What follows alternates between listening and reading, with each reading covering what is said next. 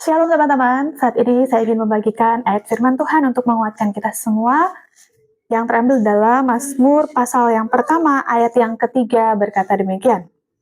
Ia seperti pohon yang ditanam di tepi aliran air, yang menghasilkan buahnya pada musimnya, tidak pernah layu daunnya, apa saja yang dilakukannya berhasil. Nah, kita selalu ingin mengamini apa yang kita baca, apa yang Tuhan firmankan. Tapi bagaimana ayat firman ini bisa terjadi di dalam hidup kita?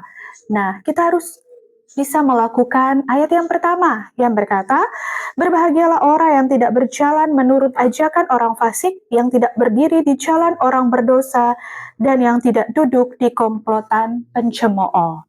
Nah, ayat yang kedua berkata juga, tetapi yang kesukaannya ialah Taurat Tuhan dan yang merenungkan Taurat itu siang dan malam.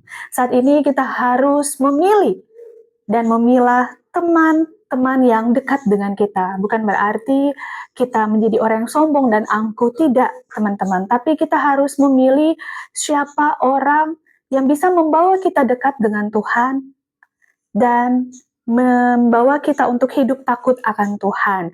Jadi kalau kita ada yang menulis seperti ini, jika kamu ingin melihat masa depanmu, lihat dengan siapa kamu bergaul, dengan siapa kamu berteman.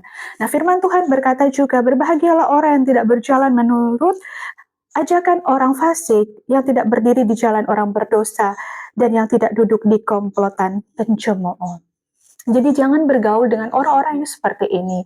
Say hello, sapa, oke. Tapi untuk duduk, berdiri, dan berjalan, alangkah baiknya kita menghindari orang-orang seperti ini, karena orang-orang seperti ini akan membawa kita menjauh dari Tuhan. Sehingga kita tidak dapat menerima janji yang terdapat di dalam ayat yang ketiga, yaitu ia seperti pohon yang ditanam di tepi aliran air, yang menghasilkan buahnya pada musimnya, tidak pernah layu daunnya, apa saja yang dilakukannya berhasil. Maukah kita, apa saja yang kita lakukan berhasil, sesuai dengan kehendak Tuhan? Marilah kita memilih pertemanan yang baik, yang membawa kita pada kasih Tuhan, yang membawa kita untuk dekat dengan Tuhan, yang membawa kita menjauhi kejahatan, sehingga pertemanan kita itu akan membawa dampak untuk kemuliaan dan hormat hanya bagi Tuhan.